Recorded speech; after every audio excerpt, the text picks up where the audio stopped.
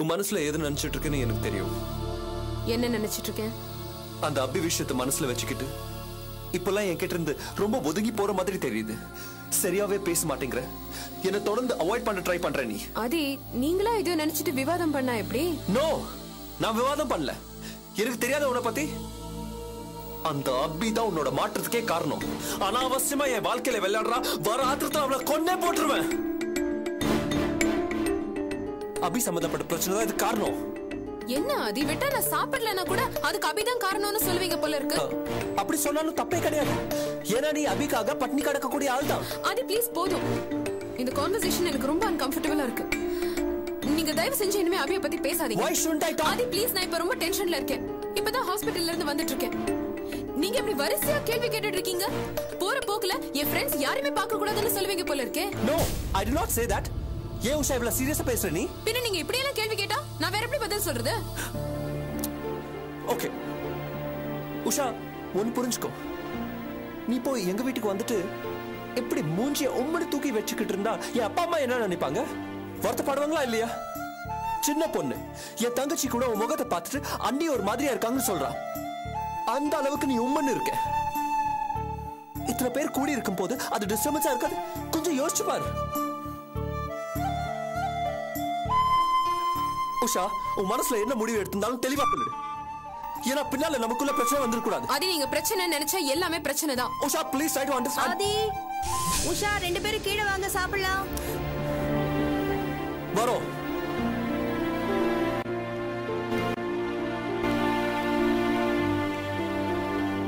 இந்த மாதிரி விஷயங்கள் எல்லாம் நாங்க ரொம்ப காஸ்மோபாலிட்டன். ஒன்னும் பெரிய டிமாண்ட் எல்லாம் இருக்காது. கல்யாணத்தை நல்லபடியா நடத்தணும். எங்களோட ஆசை அதேதான். அதே எல்லாம் பேசி முடிச்சிட்டோம்பா. வர தை மாசம் 5ஆம் தேதி நிச்சயார்த்தம். ஓகே? என்ன உஷா பேச்சே காணோம்? அங்கிள், அது வந்து எனக்கு கொஞ்சம் தலைவலிக்கிற மாதிரி இருக்கு. நான் வீட்டுக்கு போய் கொஞ்சம் ரெஸ்ட் எடுக்கலாம்னு இருக்கேன். என்னம்மா, லஞ்ச் ரெடியா இருக்கு, சாப்பிட்டுட்டு போ. இல்ல இல்ல அங்கிள், எனக்கு சாப்பாடுலாம் ஒண்ணும் வேண்டாம். நான் கிளம்புறேன். சம்மந்தி சொல்றாருல. அப்பா ப்ளீஸ், நீங்க சாப்பிட்டு எல்லாத்தையும் பேசி முடிச்சிட்டு அப்புறம் வீட்டுக்கு வந்துருங்க. நான் கிளம்புறேன். போயிட்டு வரேங்க. வரேங்க. உஷா,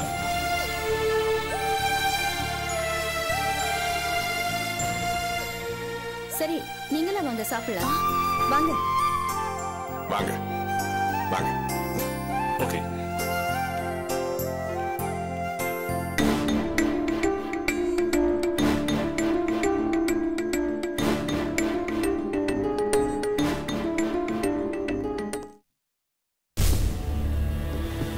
சிட்டியில நடக்கிற எத்தனையோ கொலைகளோட 10ஓட 11 இதை நாம ட்ரீட் பண்ண முடியாது. ரஞ்சனி மர்டர் கேஸ் ரொம்ப சென்சேஷனல். ஏன்னா சில மணி நேரத்துல மணப்பெண் ஆக வேண்டிய ரஞ்சனி மண்டபத்துல அத்தனை சொந்தக்காரங்களும் ஃப்ரெண்ட்ஸும் தங்கி இருக்கும்போது கொடூரமா கொலை செய்யப்பட்டிருக்கா. ஆஃப் கோர்ஸ் இந்த கேஸ்ல 2 அக்யூஸ்டுங்களை பிடிச்சாச்சு. Prime suspect contractor Abhi. Sorry to interrupt you. இந்த கேஸ்ல 2 பேரை அரெஸ்ட் பண்ணியிருக்கிறது உண்மைதான். பட் இந்த கேஸ் விசாரணையில சில விஷயங்கள் சரியா ஃபாலோ பண்ணல. என்ன சார் சொல்றீங்க? எஸ், எனக்கு கிடைச்ச இன்ஃபர்மேஷன் படி இந்த கேஸ்ல மிஸ்ஸிங் லிங்க்ஸ் நிறைய இருக்கு. அதையெல்லாம் நாம கிளியர் பண்ணாம நாம ஒருத்தரை பிடிச்சு உள்ள தள்ளுறது நேர்மையான விசாரணையா இருக்காது. சார், இந்த கேஸ்ல சம்பந்தப்பட்ட செகண்ட் அக்யூஸ்ட் தொல்காப்பியன ஜெயிலையே. ஆமா, தொல்காப்பியன ஜெயிலியா வச்சு கத்தியால குத்தி இருக்காங்க. இது எதேச்சியா நடந்ததா இல்ல இந்த கொலைகேஸோட தொடர்ச்சி தானான்னு தெரியல. சோ இந்த வழக்கு விஷயத்துல கவனம் தேவைப்படுது. அதனால இப்ப நாம பேசினபடி ஒரு அறிக்கை தயார் பண்ணியிருக்கேன்.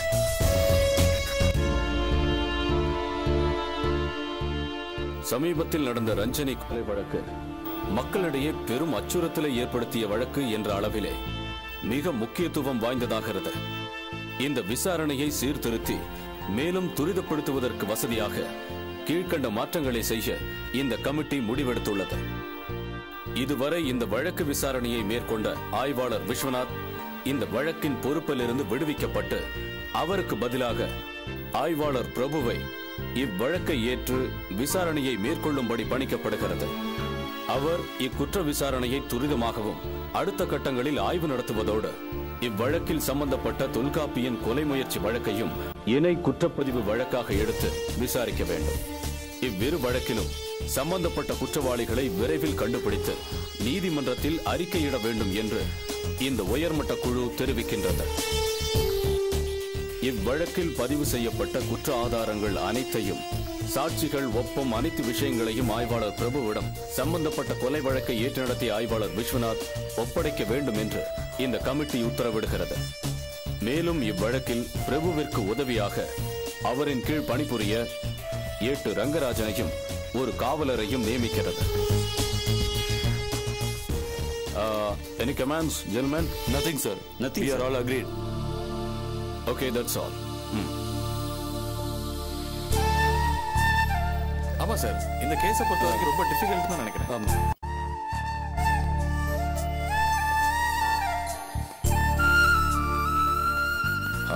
மிஸ்டர் பிரபு, இவங்க தான் மிஸ்டர் அபிநய். இவங்களை தெரியும் சார். உங்களை பத்தி எனக்கு நல்லா தெரியும். ஒரு சின்சியர் ஹேண்டோட தலையீடு இந்த கேஸுக்கு தேவைப்பட்டது. சோ உங்களை நான் செலக்ட் பண்ணேன். பாரபட்சம் இல்லாம எது சரியோ அது செய்வீங்கன்னு நான் நம்புறேன். கண்டிப்பா சார். கேஸை பத்தி உங்களுக்கு ஓரளவுக்கு தெரிஞ்சிருக்கும். அபிநயா தான் குற்றவாளிங்கிற முன் தீர்மானத்தோடையே இந்த கேஸ் இதுவரைக்கும் கையாளப்பட்டிருக்கு. That's very bad. எது உண்மைங்கிறது மட்டும்தான் உங்க தேடலா இருக்கணும். Sure sir. அப்புறம் தொல்காப்பின ஜெயில கொலை பண்ண முயற்சி நடந்திருக்கு. ஆமா சார், அவர் ரொம்ப இன்னசென்ட். எனக்கு அவரை நல்லா தெரியும். அவரை யாரோ கொலை பண்றதுக்கு முயற்சி பண்றாங்க. நீங்க தான் அவருக்கு ப்ரொடெக்ஷன் கொடுக்கணும். Don't worry madam, security tight பண்ணிடலாம். அப்புறம் இன்னொரு விஷயம். சொல்லுங்க சார். இந்த என்கொயரி விஷயமா உங்க ஹெல்ப் எங்களுக்கு தேவைப்படும். கண்டிப்பா சார், என்ன சொல்லுங்க. என் ஹெல்ப் எப்பவும் இருக்கும். குற்றவாளியை கண்டுபிடிக்கணும், இந்த கேஸ்ல நியாயம் கிடைக்கணும், அவ்வளவுதான். கேரி ஆன் பிரபு. அப்புறம் நாம அந்த விஸ்வநாதனை மீட் பண்ணோம். Okay sir. ஓகே, வாங்க சார்.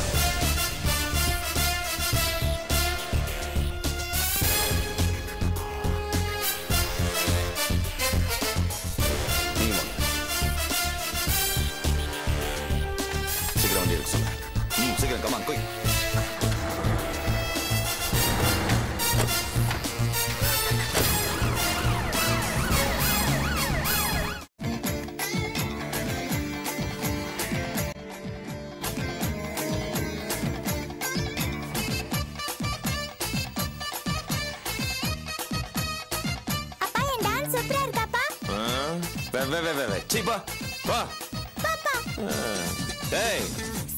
உங்க அம்மாவை பால் எடுத்துட சொல்லு.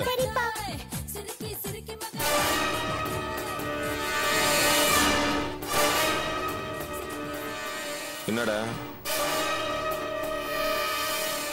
ஏதாவது மேட்டர் தெரிஞ்சுதா? விசாரிச்சீங்களா இல்லையா? அண்ணே, ஹாஸ்பிட்டல் ஏரியா முழுக்க சுத்தி அலைஞ்சிட்டோம். பயங்கரமான பாதுகாப்புண்ணே. ஹாஸ்பிட்டலுக்குள்ள டாக்டர் வேஷத்துல கூட போலீஸ் நிக்குதுன்னா பாத்துக்கோங்களேன். நாம உள்ள போக நினைச்சோம், மாட்டிக்குவோம். எதிர்பார்த்ததான். சரி, அதை விடுங்க. இந்த மேட்டர் எப்படி லீக் ஆச்சு? அதை விசாரிச்சீங்களா? அதையும் விசாரிச்சோன்னே.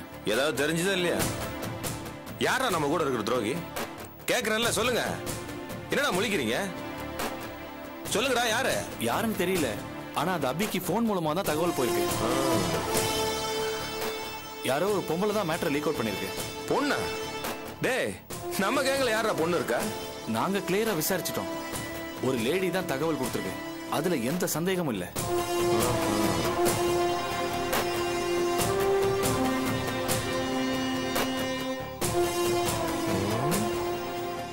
அண்ணே. என்ன? நீங்க கோச்சு காட்டி ஒன்னு சொல்றேன். சொல்லுடா. நம்ம வீட்டுல இருக்க ஒரே லேடி நம்ம அண்ணி தானே.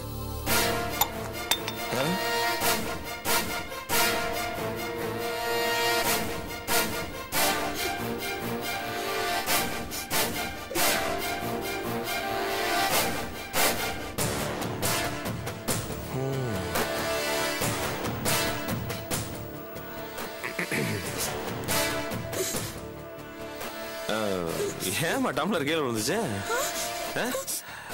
ஏன் விழுந்துச்சு?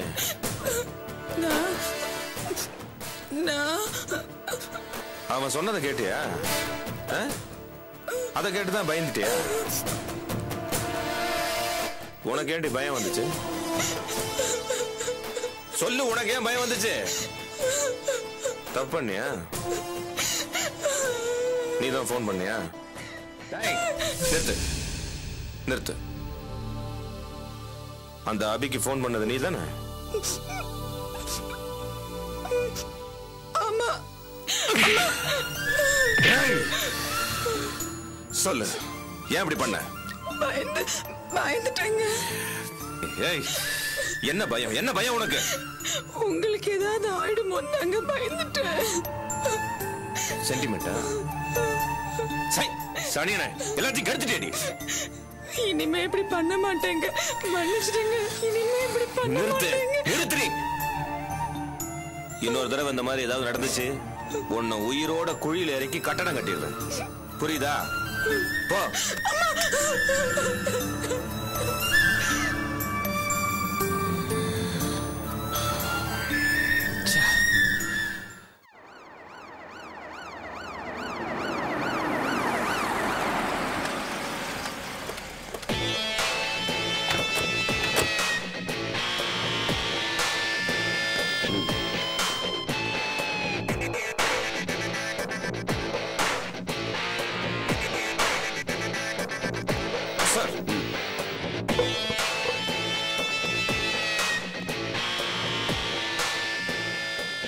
விஸ்வநாத் சார், அந்த ரஞ்சனி கேஸ் விஷயமா இது வரைக்கும் என்ன நடந்திருக்குன்னு பார்க்கணும். அந்த ஃபைல் எடுங்க.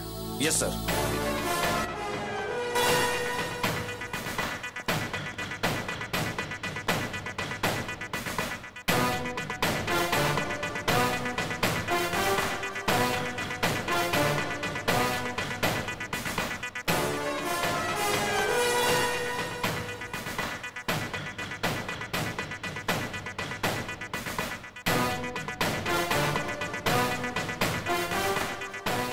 ஓகே, இந்த கொலை சம்பந்தமா எல்லா ஆங்கிள்லயும் விசாரிச்சீங்க அப்படின்னு நான் நம்பலாமா? நம்பலாம் சார். ஓகே, சொல்லுங்க சார். இந்த வழக்குல 3 பேர் மேல சந்தேகம் இருந்தது. ஒன்னு, அந்த பொண்ணோட முதல் புருஷன் உபேந்திரா. அடுத்தது, அந்த பொண்ணை கட்டிக்கிறதா இருந்த பாஸ்கர்.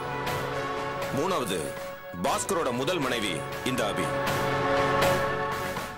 3 பேர் மேல சந்தேகம் இருந்தா நாம 3 ஆங்கிள்லயும் விசாரிப்போம். அப்படித்தானே பண்ணீங்க? ஆமா சார், அப்படித்தான் விசாரிச்சோம் சார். முதல்ல அந்த உபேந்திரா, அவன் அந்த பொண்ணை விட்டு ரொம்ப நாளைக்கு முன்னாலேயே பிரிஞ்சிட்டான் சார். அதுக்கப்புறம் அந்த பொண்ணை அவன் காண்டாக்ட் பண்ணல. அவன் அந்த பொண்ணை பார்த்ததாகவே தெரியல சார். அப்புறம் சார், அப்புறம் பாஸ்கர், அவரை பத்தி விசாரிச்சதுல அவர் மேல சந்தேகம் வரல சார். ஏன்னா பாஸ்கருக்கு எந்த விதமான மோட்டிவும் கிடையாது சார். அப்புறம் மூணாவதா இந்த அபி. இவங்க மேலதான் சார் எல்லா விதத்திலையும் சந்தேகம் வலுவா இருக்கு. அதனாலதான் சார் இவங்க மேல நடவடிக்கை எடுத்தேன். அவங்களை எப்படி அரெஸ்ட் பண்ணீங்க? சார், இதுல சம்பந்தப்பட்ட தொல்காப்பியங்கிறவனை செங்கல்பட்டு பக்கத்துல நாங்க அரெஸ்ட் பண்ணோம். அவன் சொன்ன விஷயங்களை வச்சுதான் இந்த அபியை நாங்க அரெஸ்ட் பண்ணோம். ஓஹோ, எத்தனை மணிக்கு அபியை அரெஸ்ட் பண்ண போனீங்க? சார், ஒரு 6 மணி இருக்கும் சார். உங்க வீட்டுக்கு 6 மணிக்கு வந்து அரெஸ்ட் பண்ணாங்களா? இல்ல சார். பின்ன வீட்ல என்கிட்ட வந்து சொன்னதே வேற சார். ஏதோ சில தகவல்கள் கேட்கணும், ஸ்டேஷனுக்கு வாங்க, 10 நிமிஷத்துல உங்களை அனுப்பிடுறோம்னு சொல்லி தான் என்ன கூட்டிட்டு வந்தாங்க சார். ஓகே, ஸ்டேஷன் வந்தீங்க. அப்புறம் என்ன நடந்தது? என்கிட்ட சில கேள்விகள் கேட்டாங்க. அப்புறம் தொல்காப்பியனை அரெஸ்ட் பண்ணிருக்காங்கன்னு சொல்லி ஒரு தகவல் என்கிட்ட இன்ஸ்பெக்டர் சொன்னாரு. நான் தொல்காப்பியன் அப்பாவின்னு சொன்னேன். இதே விஷயத்த நீங்க ஜட்ஜ் முன்னாடி வந்து சொன்னா ஜட்ஜ் அவரை ரிலீஸ் பண்ணிடுவாரு அப்படின்னு இன்ஸ்பெக்டர் என்கிட்ட சொன்னாரு. அதை சொல்லி தான் என்ன கூட்டிட்டு போனாங்க சார்.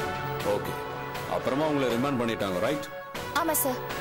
ஓகே இன்ஸ்பெக்டர், இவங்களை அரெஸ்ட் பண்ண பிறகு இவங்க சம்பந்தப்பட்டவங்க கிட்ட இவங்களை அரெஸ்ட் பண்ணிருக்கோங்கிற தகவலை சொன்னீங்களா?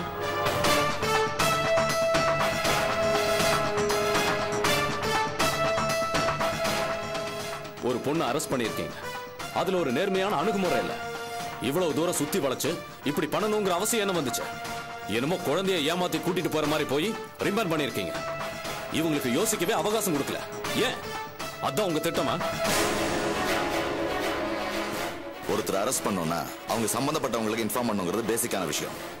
அப்படி இருக்கும்போது ஒரு பொண்ணு அரெஸ்ட் பண்ணிருக்கீங்க. ஒரு லேடி அரெஸ்ட் பண்ணும்போது மேலிடத்துல இருந்து எல்லா கைடன்ஸும் கொடுத்துருக்காங்க, இப்படித்தான் ஹேண்டில் பண்ணணும்னு சொல்லி. ஆனா நீங்க நடந்துகிட்ட விதமே சரியில்லையே சார். இவங்க ஹியூமன் ரைட்ஸ் அப்படி இப்படின்னு போயிருந்தாங்கன்னா நம்ம டிபார்ட்மெண்ட்டுக்கு தானே கெட்ட பேரு. நீங்க இவங்களை ஹேண்டில் பண்ணதை பார்த்தா ஏதோ உள்நோக்கம் இருக்கிற மாதிரி தெரியுது. என்ன உள்நோக்கம்? சார், அப்படிலாம் ஒண்ணும் இல்ல சார். இவங்களை அரெஸ்ட் பண்ண விஷயத்துல இவ்வளவு சாதுரியமா திட்டம் போட்ட நீங்க ஏன் உபேந்திரா விஷயத்துல எந்த ஆக்ஷன் எடுக்கல? அவரை பத்தி ஏன் சார் விசாரிக்கல? இவ்வளவுக்கும் தொல்காப்பியன் உபேந்திராவை பத்தி ரொம்ப தெளிவா சொல்லியிருக்கான். தொல்காப்பியன் சொன்ன இடத்துக்கு போய் பார்த்தோம், அங்க உபேந்திரா இல்ல. தொல்காப்பியன் போய் சொல்லியிருக்கான் சார். என்ன மேன் பைத்தியக்காரத்தனமா இருக்கு? ஒரு ஆள் ஒரு இடத்துல இல்லைன்னா அந்த ஆள் மேல சந்தேகப்படவோ மேற்கொண்டு விசாரிக்கவோ வேணாம். சார், கொலை நடந்த இடத்துல தொல்காப்பியனோட பர்ஸ் கிடந்தது. அதை வச்சுதான் அவனை அரெஸ்ட் பண்ணோம் சார். நல்லா இருக்கு சார் நீங்க சொல்றது. ஒரு ஆள் அங்க இல்லைன்னா அவனை விட்டுட்டீங்க, வேற ஒருத்தரோட பர்ஸ் கிடைச்சோன்னா அவன் தான் கொலைகாரன் முடிவே பண்ணிட்டீங்களா? நீங்க பண்ணதை பார்த்தா போலீஸ் விசாரணையை கிண்டல் பண்ற மாதிரி இருக்கு. வழக்கமான விசாரணை மாதிரியே இல்ல. ஆமா, யார் சொல்லி இந்த மாதிரி எல்லாம் பண்ணீங்க? சொல்லுங்க சார், உங்களை யார் இந்த மாதிரி எல்லாம் பண்ண சொல்லி தூண்டுனது? சார், என்ன சார் இது இப்படி சொல்றீங்க? பின்ன நீங்க விசாரிச்ச முறைகள் அப்படி சொல்ல வைக்குது சார். பாஸ்கர் எப்படி உங்க சந்தேகத்திலிருந்து விடுவிச்சீங்கன்னு தெளிவா இல்ல. அதே மாதிரி தான் நீங்க உபேந்திரா விஷயத்தையும் தீவிரமா விசாரிக்கல. அபிநயாவை விட வலுவான மோட்டிவ் அவங்க 2 பேருக்கும் இருந்திருக்க வாய்ப்பு இருக்கு. ஆனா அவங்க 2 பேரையும் ஈஸியா ஒதுக்கிட்டு அபி மேல குற்றம் சுமத்துறதுல ஆர்வமா இருந்திருக்கீங்க. அவங்கள அரெஸ்ட் பண்ண விதத்துல நீங்க பண்ணியிருக்கிற குளறுபடி இருக்க, அது ரொம்ப மோசம். இதெல்லாம் வச்சு பார்க்கும்போது நான் ஏன் உங்களை சஸ்பெண்ட் பண்ணக்கூடாது? சார், நீங்க நிறைய தப்பு பண்ணிருக்கீங்க.